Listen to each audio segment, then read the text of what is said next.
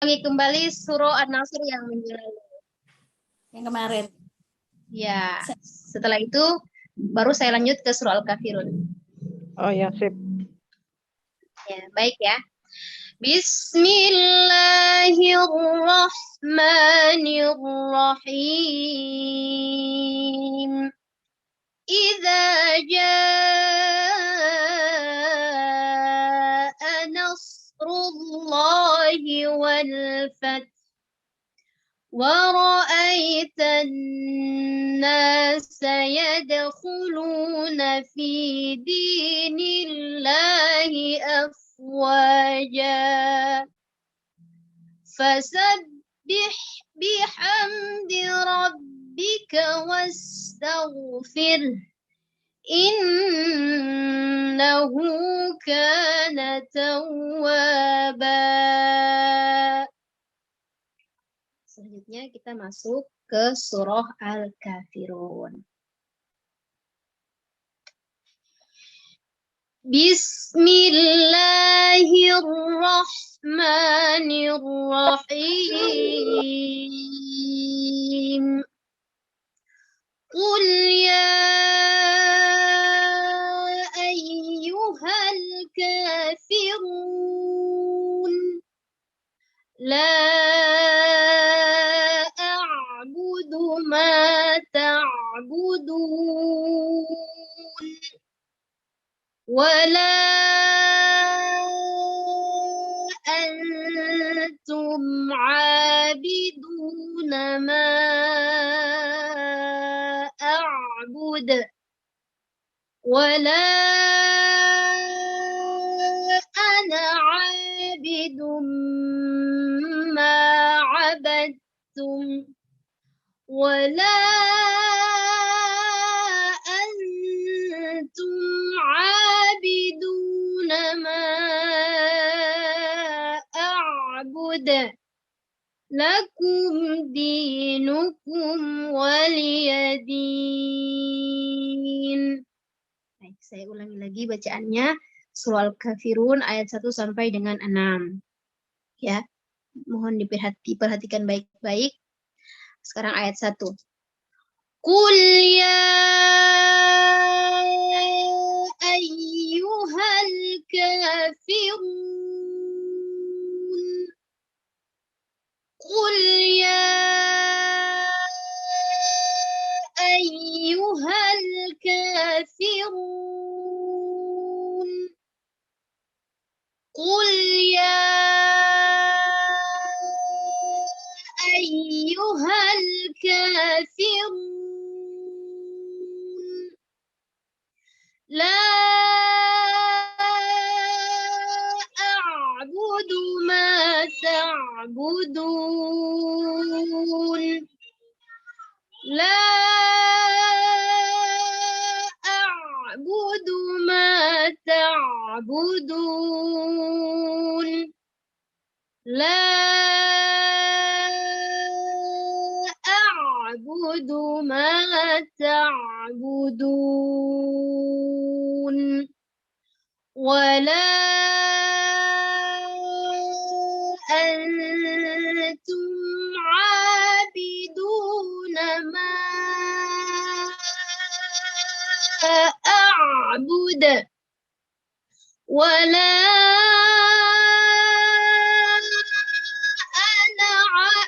ولا أنتم عابدون ما أعبد ولا أنتم عابدون ما أعبد ولا أنا عابد ما عبدتم ولا ayat 4 ولا أنا عابد ما عبدتم ولا عابد ما عبدتم ولا أنتم عابدون ما أعبد ولا أنتم عابدون ما أعبد ولا أنتم عابدون ما أعبد لكم دينكم ولي دين لكم دينكم ولي دين لكم دينكم ولي دين. Baik, selanjutnya kita akan mengulas bacaan-bacaannya ya. Yang pertama adalah ayat 1. Qul ya qul. Ketika lam sukun itu jangan dikolkolah atau jangan dipantulkan huruf lam yang sukun ya. Bukan kule ya, tapi kul ya. Punggung ujung lidah ya berada di langit-langit ya. Kul ya. Kul ya, bukan kule. Jangan dilepaskan ya lidahnya atau lisannya, jangan lepaskan tapi ditahan. Kul ya, bukan kule ya. Kelihatan kalau misalkan lidahnya kelepas gitu. Ada kan biasanya seperti itu. Kule, tapi sebenarnya kul ya. Harus jelas ya. Jelas perpindahan antara lam sukun ke huruf ya.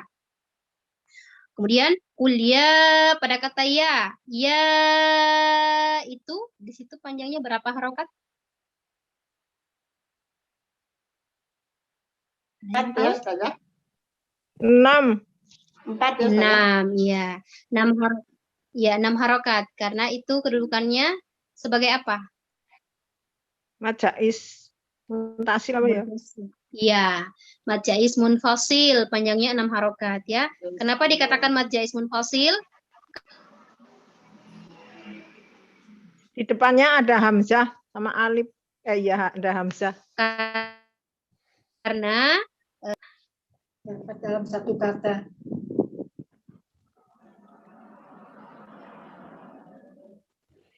Mad jaiz 2 kata ya, Ustazah. Kalau mad wajib kan 1 kata ya. Karena bertemu dengan hamzah dalam bukan satu kata ya. Nah, seperti itu. Kemudian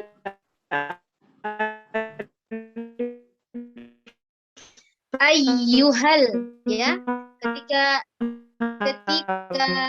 ya tasydid itu jangan ditahan atau didengung ya, bukan ayyuhal tapi ayyuhal ya. Ya yang pertama yang sukun sebenarnya huruf tasydid itu adalah hurufnya ada 2 ya. Jadi pertama sukun, yang kedua adalah huruf yang berharokat ya. Jadi jangan ditahan ai atau setengah ai, jangan ya, tapi ai. Qul ya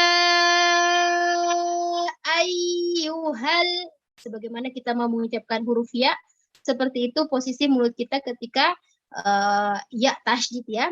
Ayya, tidak berubah ya. Ayya, yang membedakannya kalau sukun ditarik ai, ketika dia berbaris fathah maka iya ya. Qul ya ayyuhal gitu ya. Oke. Kemudian yuhalka, ketika sama seperti tadi lam sukun, jangan dibaca memantul huruf lamnya. Karena saya sering dengar itu biasanya di majelis-majelis pengajian ya. Qul ya ayyuhal kafirun, begitu ya. Nah, sebenarnya bacaannya itu keliru. Jadi bacaan yang tepat Qul ya ayyuhal ayyuhal kafirun. Begitu ya. Kemudian kafirun, huruf K bukan K kamu tapi K ya. Kafirun, dia desisnya keluar sedikit. Kafirun.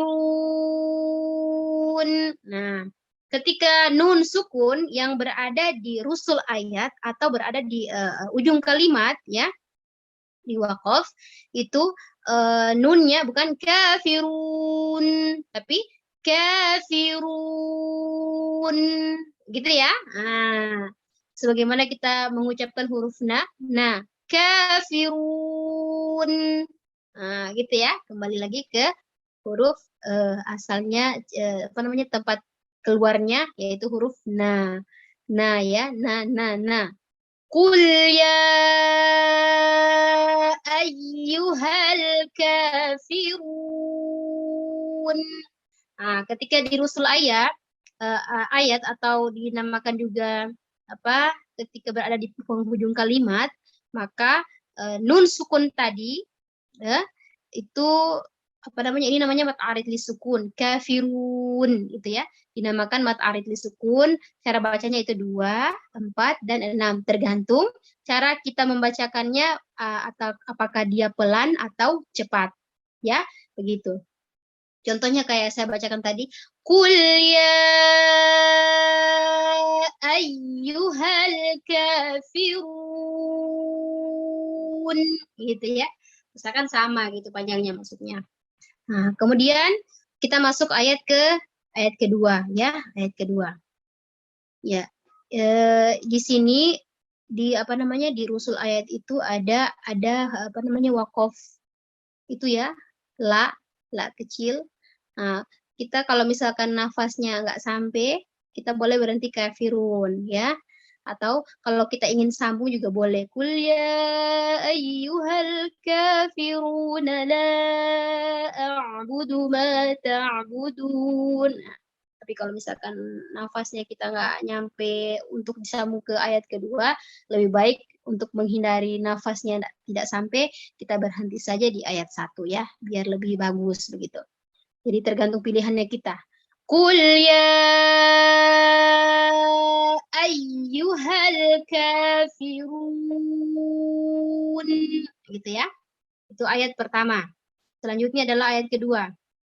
Ayat kedua sama juga tadi, mad jaiz pada kata la itu mad jaiz munfasil, panjangnya 6 harokat ya.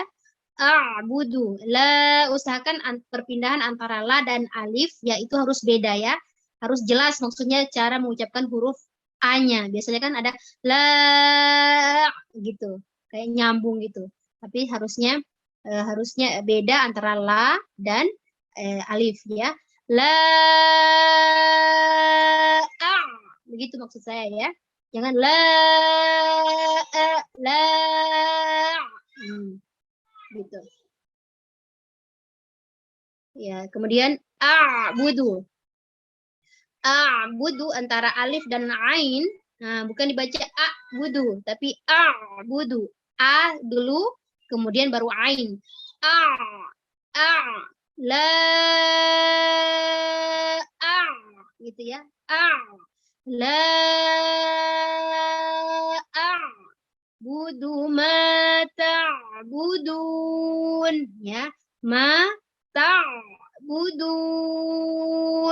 Nah, lagi-lagi ketika mengucapkan huruf da, bukan da tapi da ya, da ta'budun.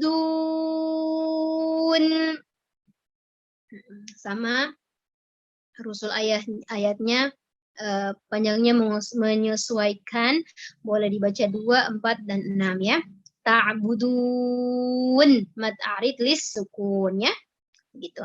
Kemudian kita masuk ayat ketiga. Wala, nah itu sama seperti la a'budu, itu juga mad jaiz munfasil ya.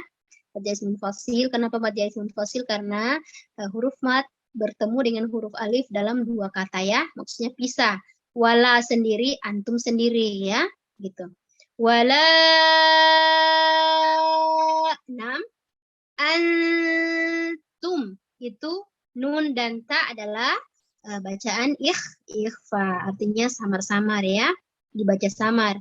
Jadi cara membaca ikhfa itu bukan dibaca ya, karena biasanya banyak, bukan cuma sedikit, banyak guru-guru ngaji itu salah mengartikan cara mengucapkan samar-samar itu diganti dengan ya, padahal sebenarnya nun sukun bertemu dengan huruf ikhfa, misalkan seperti huruf ta ini, itu cara mengucapkannya nun itu dimasukkan ke huruf ta ya, jadi bukan antum tapi altum. Lidah kita, mulut kita sudah siap-siap mau mengucapkan huruf ta ya, ta. Jadi altum. Bagaimana cara kita mengucapkan huruf ta? Ta ya, ta. Jadi altum. Jadi mulutnya tidak bergerak ya, kecuali ketika kita mau membaca huruf yang berharokat doma, itu baru betul-betul mulutnya bergerak ya. Maksudnya monyong ke depan gitu. Altum. Kalau dia masih berbaris fathah atau kasroh, ti ta ti ya, tidak bergerak begitu maksudnya. Jangan dirubah-rubah bentuk mulutnya ya. Jadi wala antum ya, bukan dibaca bukan bunyi ya, bukan bunyi tapi nun dimasukkan ke huruf ta, seolah-olah kita itu sudah siap-siap mau mengucapkan huruf ta ya. Begitu. Panjangnya berapa harokat? Ada 2 harokat ya. Jadi wala antum Nah, ini hati-hati. Tum'a, mim dan ain. Biasanya tum'a gitu ya. Hati-hati itu. Jadi diperhatikan baik-baik. Wala antum'a. Ya, jadi harus jelas ya. Harus jelas. Itu namanya izhar syafawi ya. Izhar syafawi. Tidak boleh dibaca dengung. Dia harus dibaca jelas ya. Begitu. Jadi wala antum abiduna ma a'bud ya. Jadi harus jelas antara mim dan ain. Kemudian ketika ma'a'budu, peralihan antara mat munfasil ke huruf alif harus jelas ya, ma'a'buda gitu, ma'a'buda begitu ya. Saya ulangi lagi, wala antum abiduna ma'a'buda begitu ya. Oke, sekarang kita masuk ayat keempat. Wala juga sama. Wala itu adalah marja ismun fasil. Kemudian pada kata ana. Nah, di ana itu ada tanda bulat ya. Itu tidak dibaca panjang ya. Nah, itu tanda berarti tidak dibaca panjang. Jadi dibaca saja ana, begitu ya. Jangan dibaca wala ana, tapi wala ana abidum ma'abadtum ya. Kemudian pada kata bidum di situ ada dhammatain bertemu dengan mim tasydid ya. Tasydid itu dibaca panjang atau dibaca gunnah ya. Idgham bi gunnah dibaca panjangnya 2 harokat ya. Wala ana abidum ma'abadtum gitu ya. Abadtum, bukan dibaca abadatum ya, abadtum. Ya. Biasanya ada yang keceplosan abadatum, tapi jangan dibaca abadatum, huruf langsung ke huruf ta tasydid. Abadtum ya, gitu. Jadi wala ana abidum ma'abadtum, begitu ya.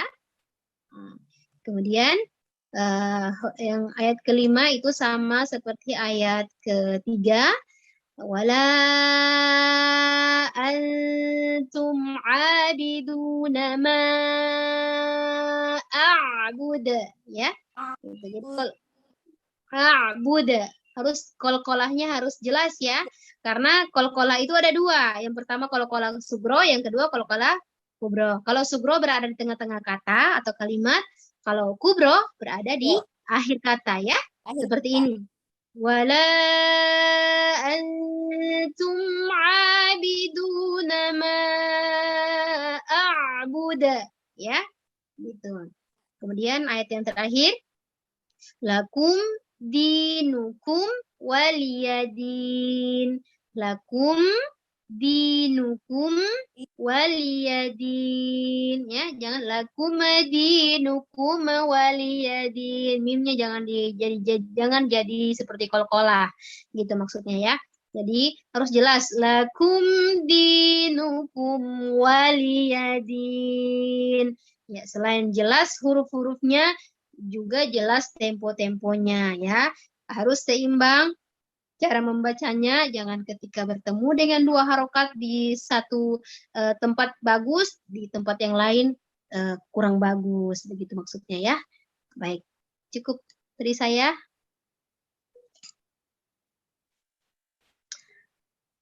Selanjutnya bagaimana? Ustazah?